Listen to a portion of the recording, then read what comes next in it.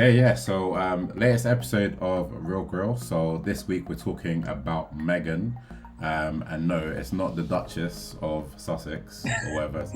Yeah, because I feel like that like a lot of people be Yeah. getting confused. According to some people, I mean, some people might see her that way. To be fair, I mean, Yeah, pretty the much. amount of hate she gets. It's not far off. It's not far off, to be honest. They have similar personality traits, I would say. But yeah, anyway, this basically film, it follows the story of a young orphan. Well, she just became an orphan, and she's basically fostered by her aunt, who happens to be, I think she's like the lead engineer in like a huge organization, a huge corporation that develops cutting edge AI technology. And No, they do toys. Children's It's a toy company. I mean that's kind of what sells. But let's be honest, they dabble in a lot of other things, a lot of like shady stuff. So yes. So anyway, she's been working on her own like personal projects because she feels like she's not kind of reaching her full potential. Hence why, even though it's a toy company she works for, quote unquote, she's like working on like robotics and like experimenting with new new tech. So when her niece comes into her life and she's tasked with the the heavy burden of having to care for her. She's obviously a bit of a kid herself, so she has no idea what she's doing. The psychiatrist comes to visit to see obviously how they're getting on, how they're bonding, and she obviously, you could tell she's got a bit of an ego, so she's like, I've got this, I can handle this. So she sees the perfect opportunity to bring to life her latest project, i.e. Megan. So this is what you would call a cross between, I'd say, Chucky. Not the old Chucky, not the OG Chucky, but like the new fake Chucky, where it's basically just a psycho robot killer. And I would say a cross between that and Clueless, I guess that's what I've heard it's been compared to. So like a Valley Girl, I guess, like a Valley Girl. So yeah, anyway, this as the story goes, this is kind of a bit of a cliche story. With any AI, with any sci-fi horror movie with AI, it becomes not omnipotent, but it becomes autonomous, I guess, to the point where it overrides its initial objective and it achieves full sentience. It becomes fully sentient and starts to do, let's say, unsavory things to anybody who crosses her path, or in this case, who crosses her paired owner's path, which I believe, what's her name? Kate? Is it Katie? Katie, right? So yeah, I mean, I think that's pretty much the jumping off point to summarize the movie. I don't know if anybody else wanted to like add to that, or if there's anything I missed. I think I'll just add that KD ends up with her Aunt Gemma, because at the beginning of the movie, we see her parents die. They're involved in a car crash and they die. So she goes to stay with her aunt because her parents have just died. So yeah, I think that's very important for when we talk about kind of exactly how Gemma interacts with her niece, considering she's just lost her own sister and KD has lost her parents. So yeah, we'll get to that. Cool. Sweet. So go on, sir. I was just going to say, so initial thoughts, what's everyone thinking? My initial thoughts for the movie is I really enjoyed this movie. It caught me completely by surprise because I wasn't expecting this movie to be as funny as it was. I thought this movie was hilarious at certain parts. And I thought, and I'm not sure if it was meant to be funny, because the way the original trailer came out, it kind of sold it as more of a horror thriller type. And you didn't really get any comedic vibes in it at all. Maybe apart from maybe the dancing, but I think that was portrayed more as creepy than comedic. But throughout the movie, there were quite a lot of funny parts in the movie, and I'm not even sure if they were going for comedy or if it just happened to go like that. But I've been told that the second trailer that's come out has definitely shown more of the comedic parts. which is probably what them trying to target a different audience. Because I think originally, I think they were going down the horror market, whereas I think this movie, does a lot better than I thought it would, because I thought the comedy here caught me by surprise and was actually quite funny. And I think the overall theme of this is a sort of critique on what modern day parenting, or parents relying on technology to do some of the heavy lifting of parenting rather than actually interacting with your child yourself. And you see that in the first instance of the film when they kind of are dismissing the daughter by just letting her play with her funky toy, and just tell her to basically, when she's desperate to get their attention, and they're arguing about whether she should have the toy or not, or how long she should play with it for.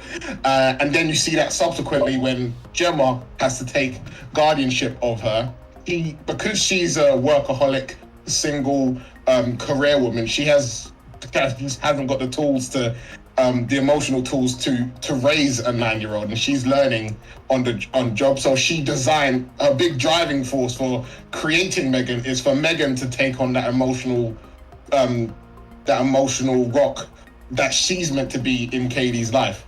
And it's her arc is basically realizing that she built M3GAN to fill the role that she was meant to fill as her guardian and her mother. So I think overall, I think it portrayed that theme that they were going for quite well.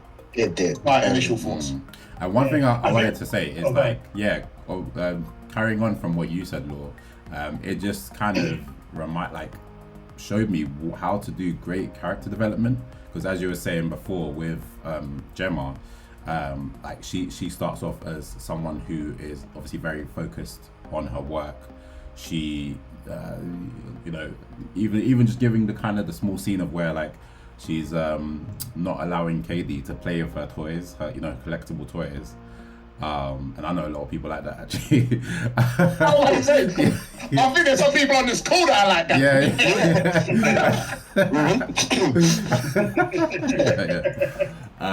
To literally, she's showing her. And obviously interacting more with her, becoming more of an actual aunt, more of a family member, because you can tell up until this point before her parents died, they most likely didn't have much of a relationship. The character development is spot on. Even with Katie, I just love her performance, because I feel like she was the heart of this movie. She started off I thought she was going to be one of those typical child actors where she's basically just obviously reading her lines off a prompt, but there was times when she's breaking down and crying and she's happy, you really feel that genuine, authentic emotion coming from her, and I just felt like she was definitely the weight that this movie needed, the emotional weight that this movie needed. I'd have to say she did play a role really well, mainly because that punch caught me so off guard. Wait, you talking about at the end, or are you talking about? Towards the end, yeah. Was it a slap when she slapped Gemma? When she Oh yeah, okay. That caught me so off guard. I was like, okay. Yeah, I was like, damn, yeah. She used to be put in timeout, man. That's I don't know how I would react. That was me. I think Gemma's character really stood out to me. Obviously, she's the other main character, but she stood out to me quite a lot as well, because throughout the film, I just kept thinking that you've just lost your sister, you've lost your niece has lost her mom and dad, and you're so focused on your ambition and obsessed with your work that you're basically willing to exploit your grieving niece to fulfill your own ambitions. And I thought that was pretty kind of disgusting to watch. The fact that throughout the whole, there was even that scene where she asked her, if you're not, are you sure you want to do this? Yeah, exactly. And it was kind of I'm sure we've instances of people when they say things to make it sound like they're concerned. Are you sure you want to? But really they're thinking, I'm just going to say this and I feel like I'm supposed to, but I want to do this. Yeah. She was almost kind of emotionally blackmailing her into doing what she wanted. So that was kind of nasty to see her exploiting her niece that way. And throughout the film, it's she didn't really seem to realize until towards the end that what she was doing wasn't as important as her niece's actual psychological development. Yeah. So yeah, I thought that was pretty horrifying to see. Yeah, no, I think the moment she realized what she did was wrong was when she started crying. When they did the second block thing, and she started crying in the thing. That's when she finally realized, oh shit, what am I doing? This is That scene was hilarious, bro. That was a brilliant scene. That was brilliant, bro. That You was saw hilarious. everyone's face dropped. yeah, it's true. Yeah. But again, like obviously, and I think that's one of the things I loved about the film. Like, the movie's classified as a horror sci-fi movie. There's some comedy elements in it as well. But there's some real like heartfelt moments in the film as well, where like obviously Megan's talking to Katie, and she's talking to her about like obviously tell me about a memory that you have of your mum, and well now you'll never lose that memory, and then she starts singing. It has some very powerful heartfelt moments that I thought were like, this isn't just a Chucky wannabe about killing. This is actually this machine is actually caring about Katie. Like she's giving some typical some good advice, and it feels quite warm. That singing did throw me off though, because it's like, what? And you could literally see the dollar signs like rolling all of the investors' eyes as this was. Because the hilarious thing about this is a toy company, but ironically they've created a toy that they were really marketing at parents, really, because this toy was designed to literally take over all of the annoying and tedious aspects of being a parent. They were constantly repeating yourself, and them asking you questions that you don't have the answers for. Dealing with all those emotional issues. And that little scene there was an advert of a child going through a very difficult moment, and a robot fixing it for them, and the parent not having to do anything. And like, just that advert alone, you could see that robot would sell loads, especially to rich parents that don't really interact with their child anyway. So I think it's definitely showing that it was a critique on obviously the difficult aspects of parenting that people would like to avoid. Well, it was targeted at rich parents because it was meant to be like almost as expensive as like a Tesla. Or something like that. Retail at 10,000. I spat out my drink when they said the price here. I was like, what? Makes sense though. I thought it was cheap, to be fair. I thought I thought they undercut it so they could sell as many as possible. Because I assumed it's supposed to be that they were gonna make. Sorry, I was gonna say it's supposed to be commercially viable. Like, there's nothing viable about that price tag. You're forgetting that. Remember in the beginning, just the skin for the face was $100,000. Jeez. Fuck. Crazy. Yeah. They haven't. Yeah, but the thing. Go on. I was just gonna say, in terms of where they make their money back, though, is they could sell updates and like the amount of shit you could sell on top of it. And in terms of being commercially viable, there's a lot of high brand things that are designed for rich people or upper middle class people. Like you could see a middle class family saving up to buy one of these things because if they got 3 kids and they could just palm it off on them. So you can imagine it has quite a big market and the amount of advertising and also the other aspects they could have gone into once you have a functioning AI robot. That's true. So they would have definitely made their money back. Even for like a toy company, like even with like the other toys they were advertising at the beginning, they just kind of threw out the ethics of it out the window, and you could see that for this company, it is obviously all companies to make money, but solely for like a children's toy company, it was fully just about making money. Saying that the actor who played the CEO, he did his role amazingly because. He had me cracking up because obviously he's all right money. It's like, this isn't gonna make me money. Give me something that's gonna give me money. And he had no questions about, is it safe? Have you checked this? It was just like, okay, cool, we can sell this. Give me something I can read to donators and we're good. He didn't ask no questions. I was like, wow. I think he was fantastic, and for me, it was. There were a few funny scenes he had, but it was obviously towards the beginning he was quite against having Gemma build autonomous AI.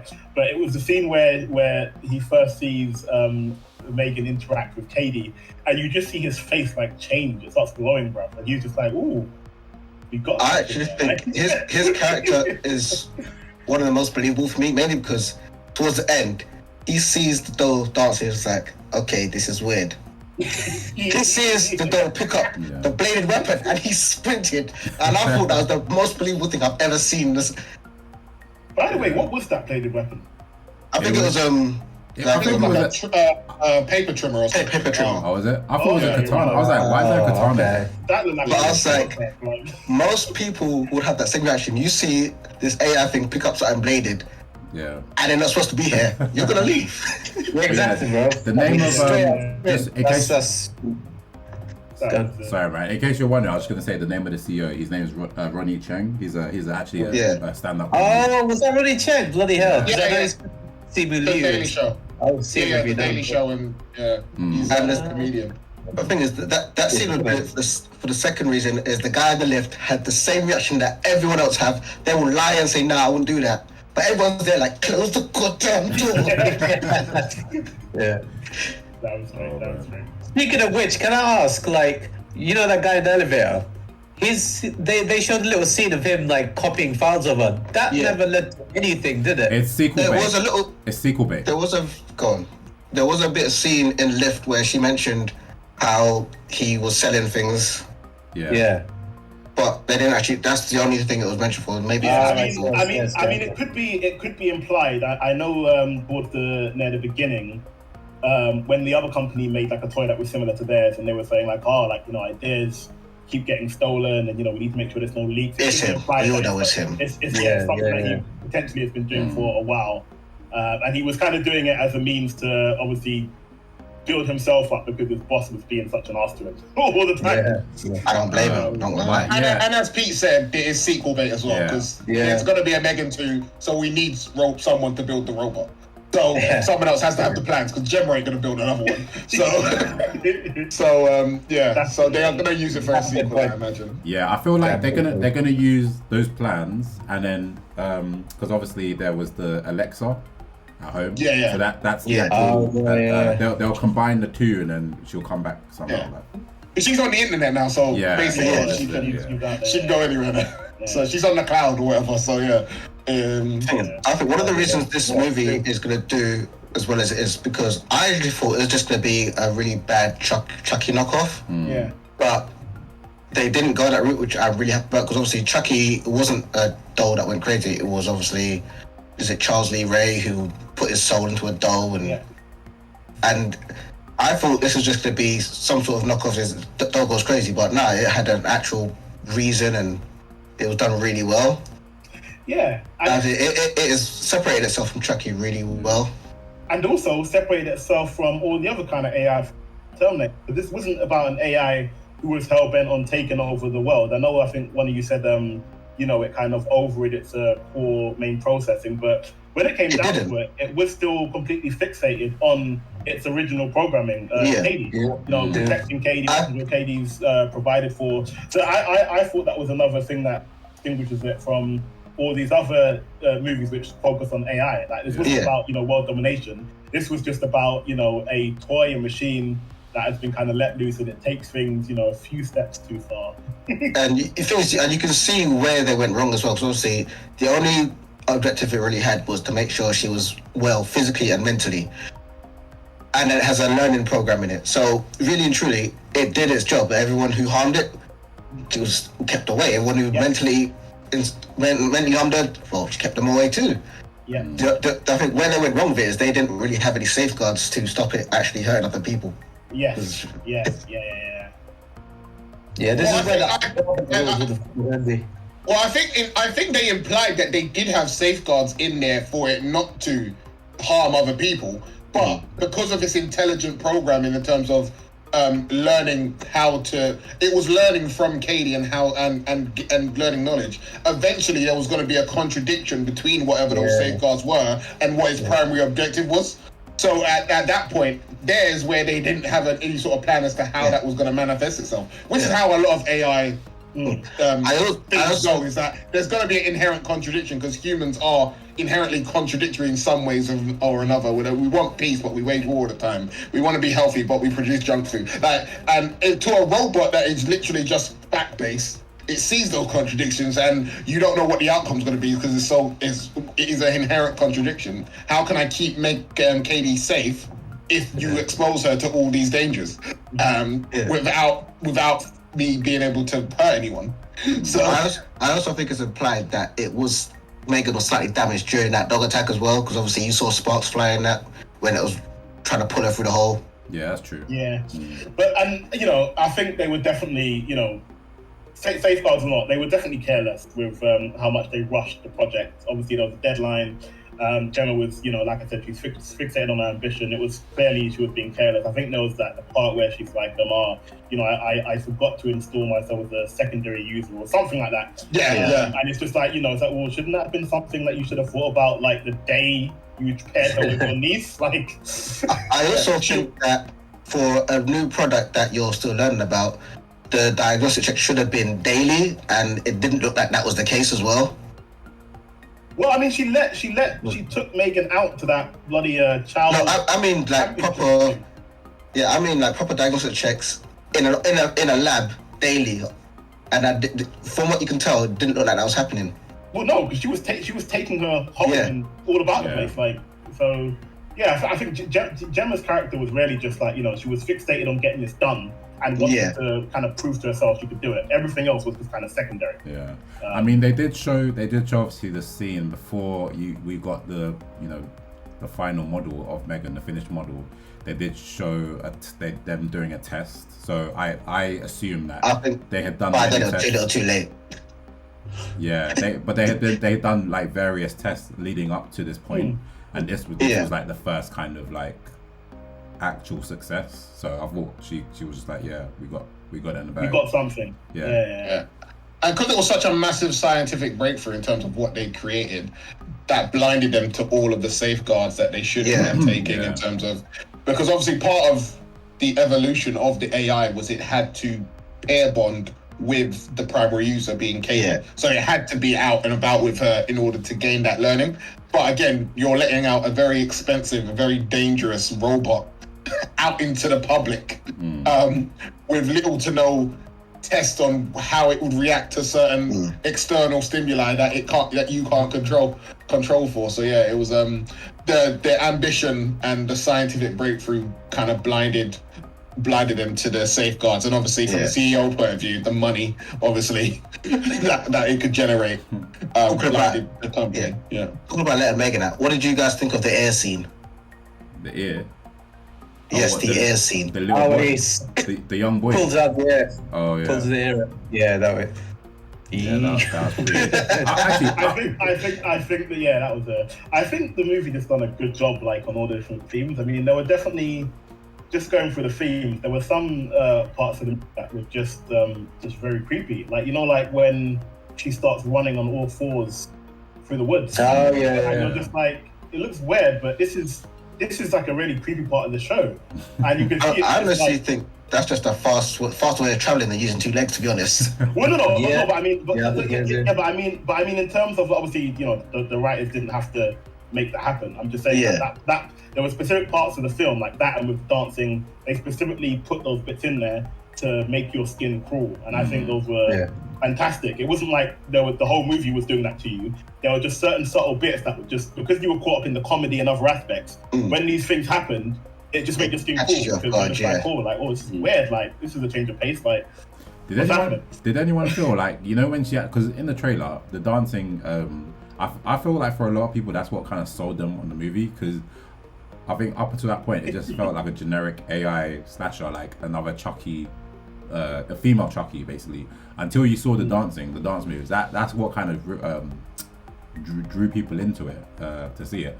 But when you actually watch it in the cinema, or when you actually watch the movie, random, right? It's just it comes out of nowhere and it doesn't go anywhere. I'm like, okay, so this is just like, nothing to do with anything. And I think, as you said, it was just to put it into the trailer. And I guess it was just different. And just to give the audience another laugh. It was a bit of a cheap laugh, Yeah. It worked though, because that was one of the things that brought me in. That dancing was hilarious in the trailer. Like it was so weird. It was just like, bro, it was hilarious, bro. I think it was a lot. it was a lot better in the movie because there's no music at that time either. It's just her. Oh yeah, it's even weirder. You know, imagine how freaked out that the guy was just watching this, like, what's that? That's exactly why he chipped the fuck out of that. That's probably like, what? Yeah, it's probably just to distract him. But I guess I don't know if that was the reason. Yeah, maybe because obviously she's supposed to be somewhere else. He's finding up here. It's like, why is she here? And then she's dancing. It was One of the parts which really made me cackle in the film, which a lot of people probably didn't really probably pick up and find funny, but it was when the police officer was talking to Gemma about the next door neighbor, and he's talking about this obviously this little kid who'd been involved in an accident and like died. And said, oh, I shouldn't laugh. Oh yeah, that made me start cracking up, bro. I was like, this cop is just like a waste of space, bro. Oh man. How did you guys feel about like the violence overall? Do you guys feel like it was toned down a lot, or did it meet your expectations of what you were? I think was this movie a 12? I can't remember because I know it wasn't like an. I think it's a 15. I think it's 15. Yeah. Yeah, because I thought they done pretty well considering. Oh, apparently it's a PG-13. Oh, is it? No. Oh, no way. Yeah. So I think that's what I think. Because I've read somewhere. I thought they done considerably well considering it was a PG-13. That they included as much the amount of blood and violence that they did, considering. But yeah, I think maybe this. Go on, sorry. I was gonna say like the air thing was just nasty, bro. That air thing. And the air actually stretched that much. I don't know. Yeah. How they do it? That was a It's the stretch, man. It's the bloody stretch. I think it can, yeah. Yeah, bro. because you did see scenes where like they'll kill you off screen, like the elevator bit. You didn't get to see her actually slice that guy. They did it like you saw the sword going in. So yeah, they use little trickery bits like that to show the violence. Yeah, I understand why they had to do it PG-13 because obviously you bring in the widest audience possible. But I think the movie could have been better for adults if it been at 18 and they could have included a bit more gore in it. But I don't think it needed that to not be a good movie. Sometimes I think having too much gore, can offset the airy, creepy feeling a movie gives. Yeah, I agree. I think the fact they didn't have as much gore and blood and seeing her walk around with a knife and walking towards you and stuff, that actually enhanced how creepy, because it focused on the character of Megan more than the actual violence. And I thought I see what you mean in terms of, I think some movies use gore as like a crutch in terms of rather than telling a good story. But obviously you also got the other side where you have certain movies where you're like, if that happened to someone, there would be blood everywhere. Like when they listen, you're like, that just looks a bit silly. So I think this caught the right balance of I think it hit the sweet spot of it had enough blood to make it seem like realistic. Yeah. So you still have that thrilling element without going over the top and painting the walls with blood and having intestines flowing everywhere because it didn't need that type of gore. Just want to point out, PG-13 is US and in the UK it was 15. 15, yeah. Ah, okay, that makes sense. And that did raise an eyebrow to me after she had killed the CEO and his assistant. And when she was downstairs, there wasn't a speck of blood on her at all. I was like, wow, she done very precise and clean. Like she got no blood on her at all. I will say that I did think going into the movie there had to be a high body count, but I think it didn't need it for this movie. The amount of people that died was it wasn't that many. Still good to terrify, because it was a small scale. I would say sometimes she didn't need to kill. Like I don't think she needed to kill the CEO guy, did she? No, I thought that was a bit. She killed the CEO because he caught her where she wasn't supposed to be. I think that was it. It would have been a hindrance. Yeah. Well, I think it was about the whole secrecy thing. She wasn't really going out of her way to be undercover, but she was trying to obviously maintain the fact that she didn't want people like coming after her and stuff. What I mean, it probably worked in her interest to keep as low a profile as she could. But she didn't kill the two in the lab. She used. Yeah. I mean, to be fair, I think she was trying to, but I just don't think. Because I think she probably assumed that explosion would have killed them. I don't think she was going out of her way to keep them alive, to be fair. I think she just the explosion didn't happen to be big enough to kill them. So they got lucky in that respect. But yeah, I think thought fair enough. to stall them. because there'd be no reason for her logically to keep them alive. So it was literally, they're literally the people best probably in place to shut her down. They're part of it. Alright, coming up to the end of the movie, what did you think of the final fight scene between obviously M3GAN and the partner and niece? Yeah. Yes, I forgot the name. It was very well handled, and like at bits it remind me of have you guys seen that movie Real Still? Yeah. Oh yes. Everyone said, which I quite enjoy. I love shit like that. So I just The thing was, as soon as I saw Katie in the door and you couldn't see her hands, I was like, she got the gloves on, doesn't she? She's got the gloves on. To me, it felt like a bit of a crowd pleaser. Like, it was a bit. It kind of dragged on a bit. I'll be honest. Like I like the kind of, this is what everything's been leading up to, and it was quite exhilarating at first, but I felt like it dragged a little bit. But it was satisfying. I'd say it was definitely satisfying ending to the movie. I thought Gemma was going to be the one gloves up stuff, but obviously they wanted Katie to have the spotlight. She got her more ass. if it was her doing it. She got her ass beat, man. Like, like if anybody got whooped here, nobody got it worse than her, man. She got beat down. But she kind of had it coming. She had it coming.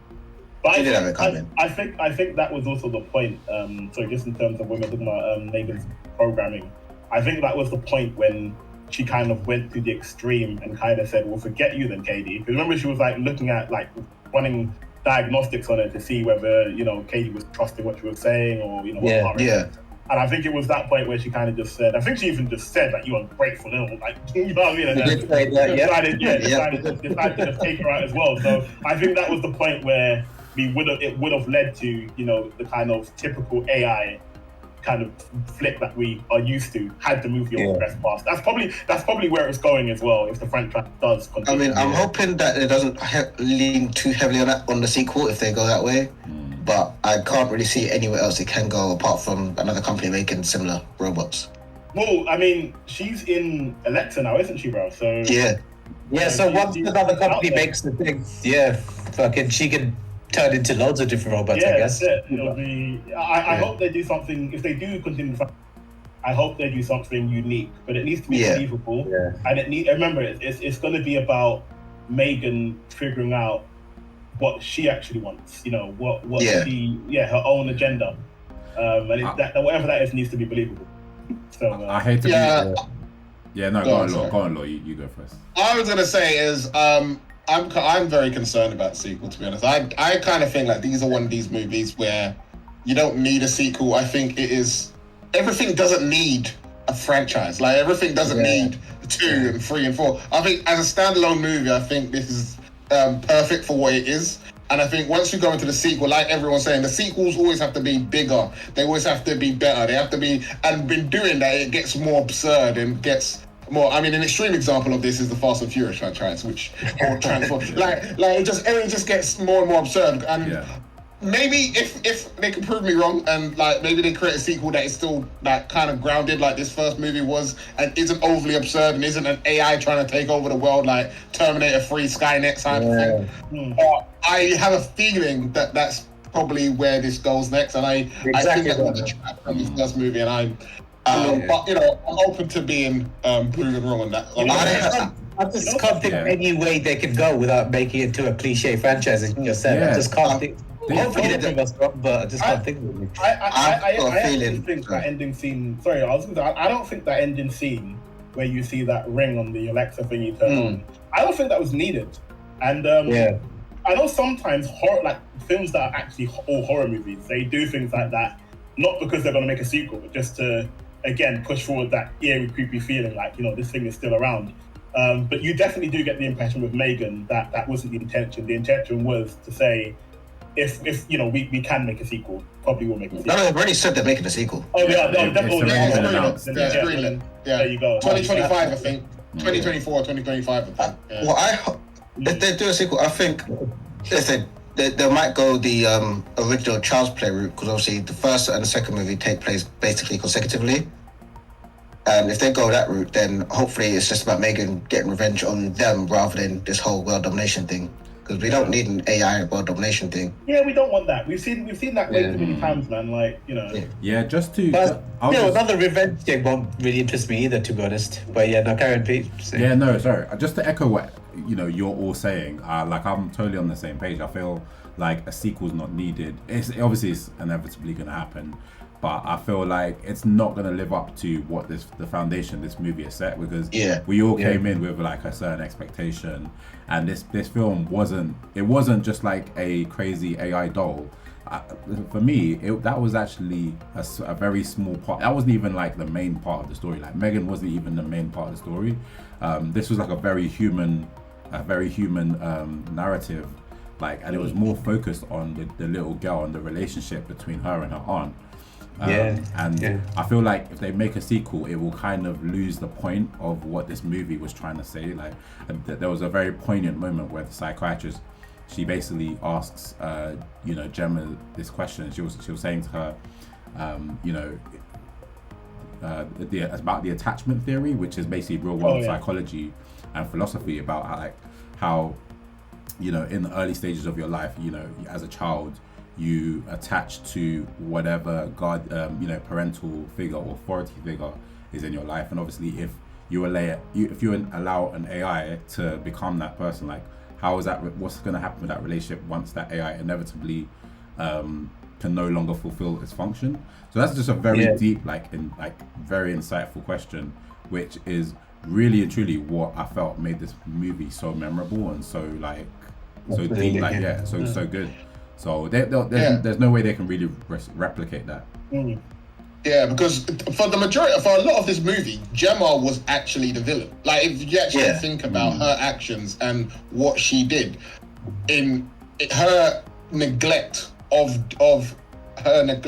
Katie in building this robot to basically take over what her role is as the parent, was the main antagonist of this movie. She is the main cause of all these deaths and all these, and it was all because she didn't want to live up to her responsibility as Katie's spare.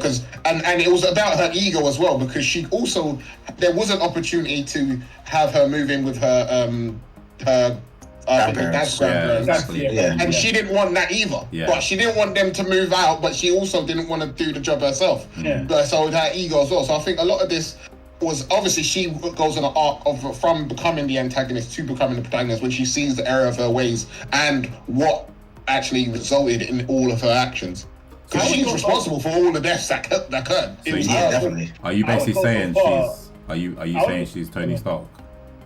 I would go so far to say that there's just parts of the film where M3GAN feels more human than Gemma does, because M3GAN's able to connect with Katie on an emotional level, which Gemma never really does throughout the film.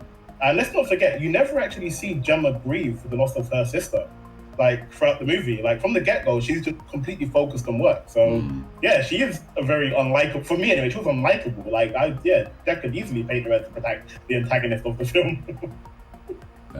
Yeah, bro. And she's very good at playing unlikable roles, because obviously she was the woman in Get Out, bro. No, don't spoil it. Cam hasn't seen it yet. Don't spoil it, man. Cam, have you seen it yet? Have you seen Get Out yet? I'm done with Cam, bro. Cam, you can get out, man. Oh, my days. But yeah. Make it one of the movies you review and I'll watch it then, innit? Good dude.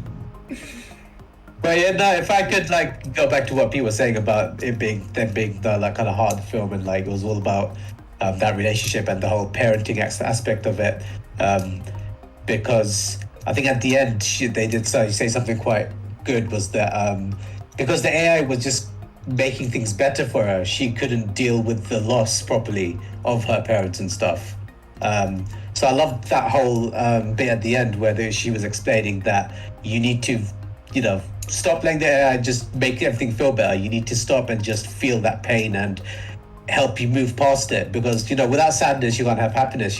So you have to go past it and develop, because things like AI and technology and stuff, if you rely too heavy on it, you won't grow as a person and you won't evolve. So that was really I think that kind of feeds into just, I think that's something that probably everyone can relate to, because we're probably all guilty of using technology as a distraction at one point or another. So going beyond it being just about M3GAN and looking at the kind of how it affects society as a whole, that's definitely one of the big themes that anyone watching the movie should, look to their Alexa and look to their phone and be like, wow, maybe I should put you away for a little bit rather than pick up a book and put it outside the window at a tree, I actually want to bring up something we haven't actually touched on yet, and I think it's quite important. Who the hell has an outdoor school? I'm sorry, these kids that run around in the forest. Wasn't it like a... I think that was No, this was a school. Was it? Yeah. Was it? It was one of those new age type schools that only rich people can go to, basically. It was one of those. It was one of those different style curriculum. That's why they're outdoor. It was a different way of teaching them, and they do exist in terms of like you pay an absurd amount of money and they teach kids in different ways with external activities rather than in a classroom constantly. So yeah, it's one of those bougie types of new age liberal arts schools, things like that. Yeah, they are real. And she's rich, so she can afford it. So outdoor school is ridiculous, bro. Just kids run around in the forest. I mean, the ridiculous part is the lack of supervision. The lack of supervision, like there was that one teacher just letting the kids, you kids go off into the forest by yourselves, get kidnapped or like it's like, what's going on, bro? You notice how no one else wants to partner up with that boy. I forgot his name. Was it Brian or something? Brian. It's like, you partner with him. It's like, no, not me. Yeah. That kid clearly has... Teacher was like, okay, let's send the new girl over. Just sent her right into the trap, bro. Just And I think there was I think that was one of the scenes with Chucky actually. It was when Gemma looks through all the toys for her and Gemma M3GAN's not there. M3GAN. And that was very much a Chucky kind of scene where a second ago. Where's she gone, bruv? Oh no. It definitely did pull some of its features from Chucky, but it definitely is, it's its own demon. Oh yeah. Sweet. Yeah, I'd say it's better than Chucky, the new Chucky anyway. Not the. What Chucky are you talking about? You mean the TV show? No, not the. No. Actually, that's true. There's been a lot of different versions. I'd say the last Chucky movie, not the TV. I haven't seen the TV show, so I can't say. But the TV show actually follows on with the main Chucky storyline, but I know they did do a remake, didn't they? Yeah, they did a remake. It came out like about 3 or 4 years ago, and it was basically more or less the same story as this. Like it was an AI doll, and he had the power to like control any kind of electronics, which I feel like. Nah, that sounds like. Yeah, I feel like that's where they. I didn't watch it because it looked creepy. Not for the right reasons as well, bro. So the character design was a bit mad still. What did you just briefly? What did you guys think about? I don't really remember any of the soundtrack or music for the movie, and I think it was just one of those ones where it probably didn't even have that much. Yeah, I think it did. Well, I don't think it had much, and I know sometimes in these, like obviously, like when you think about like what's it called, like Halloween and things like that, you have like a memorable soundtrack or specific theme which you play to indicate and make you think about it. This movie didn't do that at all. I mean, modern horror films these days don't have that kind of stuff. Not that I can recognize anyway. A lot of the horror films I've seen in the last 10, 15 years never have like this. Even like unless it's one of our franchise. Yeah, no, even like I know that when we were having that kind of boom of horror movies, I can't remember what it's called now. You know all those possession ones that came out years ago, and sometimes they'll just put like someone puts on a record CD player, and it's like a song that you will hear consistently. Oh, okay, They are still doing that, but that's some early 2000s thing. Like they don't do it no more. That was not early 2000s, dude. Like, come on. But yeah, what did you guys think about the silence?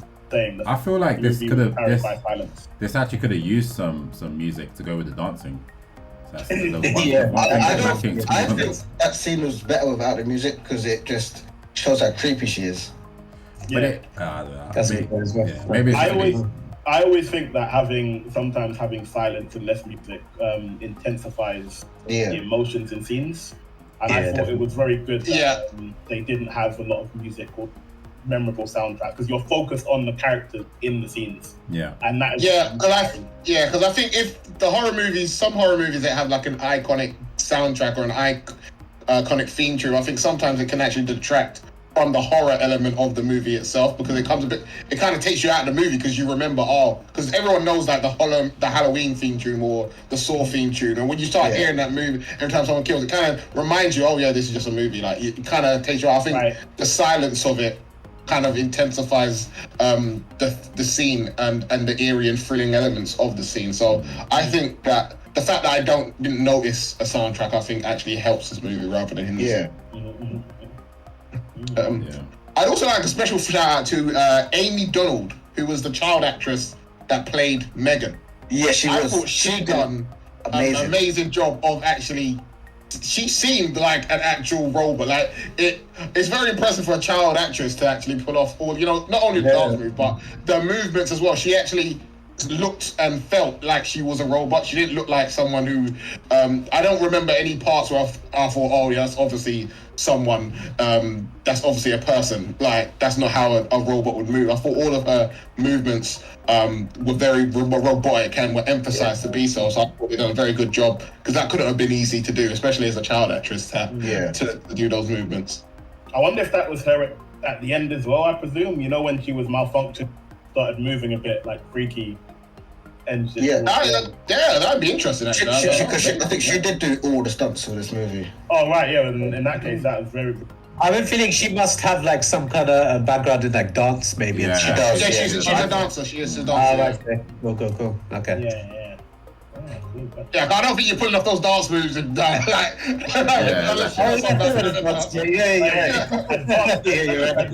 popping and locking, bro. You know what I mean? Yeah. She's got a robot on lock. Oh man.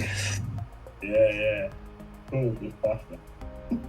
Well, it sounds like everyone. Well, I'm getting the vibe. Everyone quite enjoyed it. It was a pleasant surprise. It was a pleasant surprise. I was,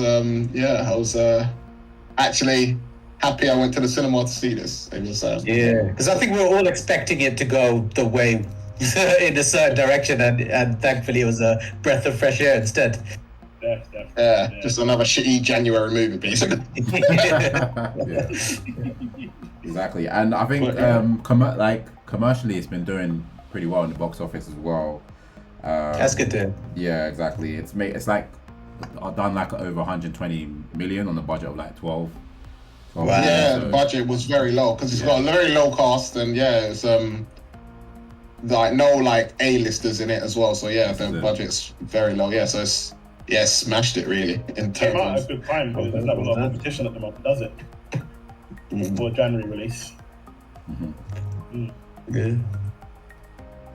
Cool, man. I mean, I think we can always appreciate low budget horror films that do it in a good way. Like like Invisible Man, for instance. Like it's become a cool new thing, I guess. Low budget horror films that knock it out of the park. So I welcome more of this stuff. I welcome more.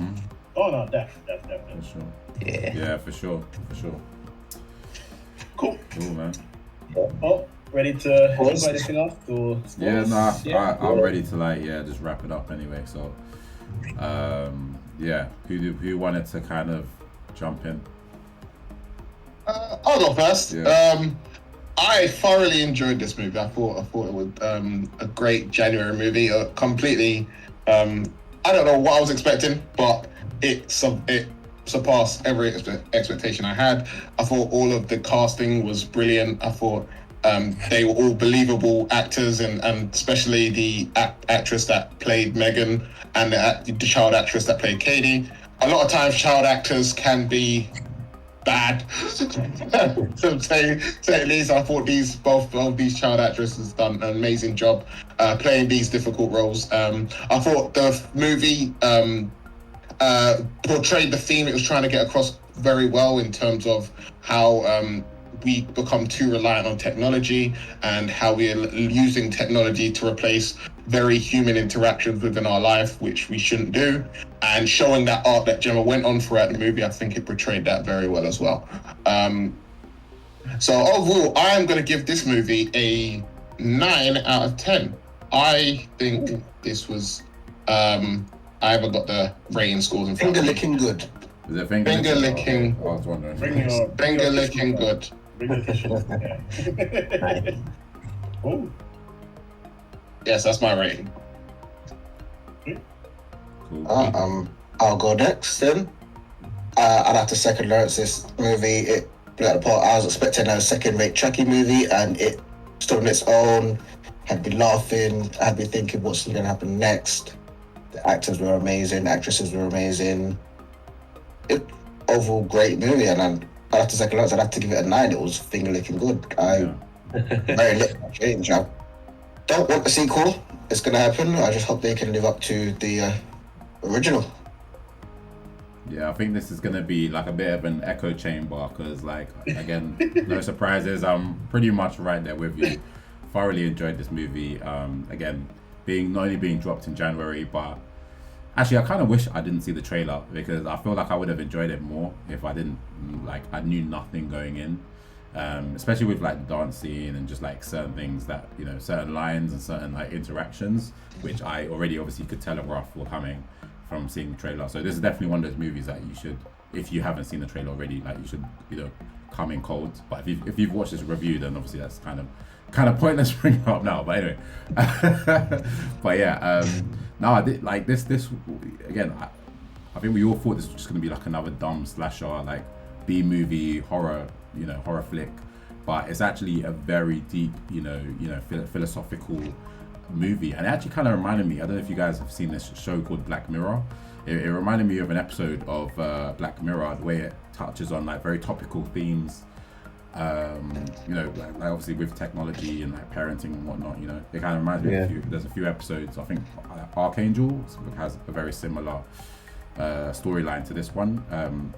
But yeah, like I just love the human, the grounded sort of human story behind everything. Like again, as I said earlier, M3GAN isn't even. She's not. I mean, she's obviously the titular character, but she's not really the main focus of it. She's just basically a tool to drive the plot and to drive the themes. But yeah, overall, this was a fantastic movie. James Wan is a genius in my eyes, and I hope he directs the next one. I'm not really looking forward to it because I know it's not going to live up to what this one has already set. But I hope at least if he directs it, I know it's going to be visually pleasing. So I'll give it a 9 out of 10. Like you guys, finger licking good. Well, I can go real quick. Again, just echoing what everyone else is saying is that it was a complete surprise that we thought. From trailers and stuff, it did look different, but at the same time, I as always, I'll just assume it's just the generic AI kind of Chucky ripoff kind of thing. So the fact that they actually managed to go somewhere interesting, managed to give it like a social commentary about parenting and like, overuse of technology was a very creative, and I can always appreciate some sort of creativity, because again, they could have easily just made it into like a crappy horror thing and it would have still probably made a fair amount of money because people do eat up that stuff. It's always easy to make a horror film these days, but even with that, they still tried, which I can applaud. So the fact that it was still a great watch, entertaining. Without repeating everything else you guys said, it was a breath of fresh air, and I'll give it an 8 out of 10 for me, because I always rate something based on how it kind of makes me feel. Like, it didn't like blow me out of the way, but at the same time, it was very entertaining to watch, and I can appreciate what they were trying to do. So 8 out of 10. Did you feel like an 8 then? Yeah. Sorry. Did you feel like an 8? Yeah.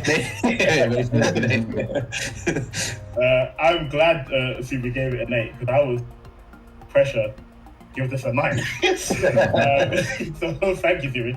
I think it surpassed expectations. I'm not going to bother echoing what everyone said. I really thought it was going to be a slasher, something like that. But yeah, I think what really made it distinct for me was just really watching the heartfelt moment between M3GAN and Katie. There's a lot of dialogue in, and a lot of moments which made M3GAN seem very much human. And I don't think other films that focus on the kind of AI aspect I don't think they've captured it that well before. in my opinion. So I think that was something that done a lot of justice and distinguished it from all the other ones. And then on top of that as well, they had the horror themes, the thriller themes in there, which just beautifully meshed together. So yeah, I think I will give the movie an 8. And that's, not to say that it was lacking in any area. I think it would be, and I can't think of any way that I would improve it other than that ending scene, very last ending, which needed. But besides that, it's pretty much a great film that I would recommend to people. The only reason I give it an 8 and not a 9 is that I didn't think it was amazing, and I think probably I feel the same way Subi did. It didn't really well up the feelings. It didn't really make it amazing to me. But distinguished on its own, it was still a fantastic film, which done great grand release and budget. So yeah, I'm very pleased and impressed. Sweet.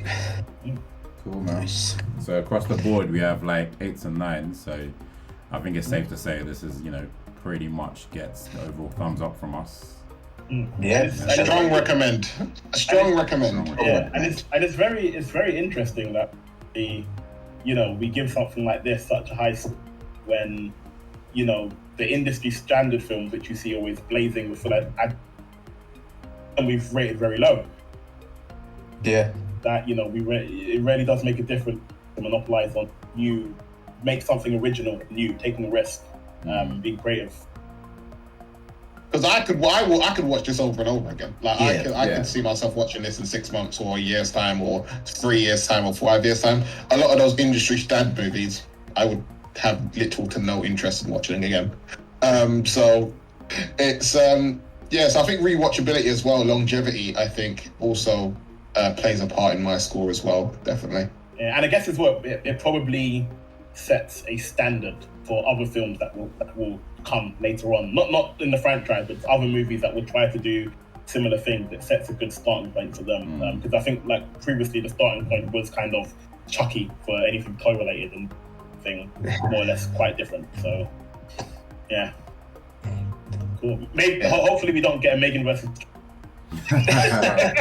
See, now you've said it. It's out there. Put that into the universe, bro. Exactly. Why would you say that? Why would you say that? I can see producers writing down the script as we hacking it like, yeah, bro. Ooh, M3GAN versus bro. Honestly. Yeah. I'll tell you what I would quite like. I'd quite like the sequel to be a kind of Terminator 2 situation. So like there's like an evil M3GAN and you have a good M3GAN, and basically more or less like Terminator 2, but with like some kind of like thought-provoking commentary on like social themes, I guess. I think that's actually quite a good idea. That would be our tune back in. I think. Battle of ideologies. Yeah. I had the same thought process, but then I thought, how could you do that in a way that wouldn't be a rip-off of Terminator 2 and literally wouldn't just evolve into an AI like AI Dragon Ball Z fight, basically. Because I feel like if they could do it, yeah, fair enough. But yeah, I just see that as soon as you introduce a good robot, bad robot, they're gonna fight each other at some point, and then I think it then leads back into that industry standard action beat 'em up type movie, and I don't trust them to make a movie like that with more depth than that. But I could be wrong. Well, we could do a M3GAN That's versus. my thought straight away is like a good M3GAN, a M3GAN that wants to reform and actually protect Katie, and then a different version that doesn't. But yeah. So you really think Katie's gonna trust another AI doll? Well, it's not about her trusting, it's about the doll trying to protect her or redeem itself, I guess. Yeah. Do you guys? Yeah, I wouldn't even mind if they just if they done a sequel, just brought it in a very totally different direction and done something to make this was a great film. We don't need to monopolize on any further. If they can come original, different, but continue the franchise, I would be happy with that because that's basically what this movie did for me anyway. But do you guys remember? I was just trying to think of the last movie, like a good film, which kind of did make me feel, feelings to kind of AI theme in terms of the acting and the characters. And yeah, you guys remember artificial intelligence, the old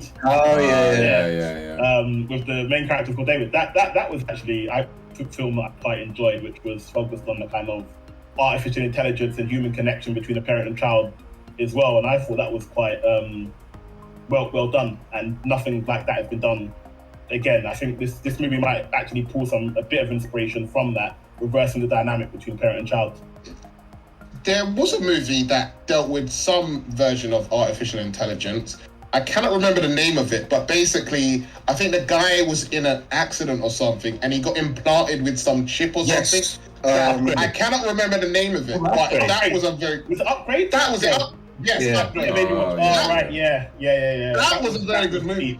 That was original. I love that fucking movie, man. That was an amazing movie. So much. That was a great movie, yeah. Yeah. That was original. I remember that movie came out, and I remember thinking to myself, what was that movie with Scarlett Johansson? Lost in the Shell? The crappy one. The very Lucy, the one that I hate, that I hate, bro.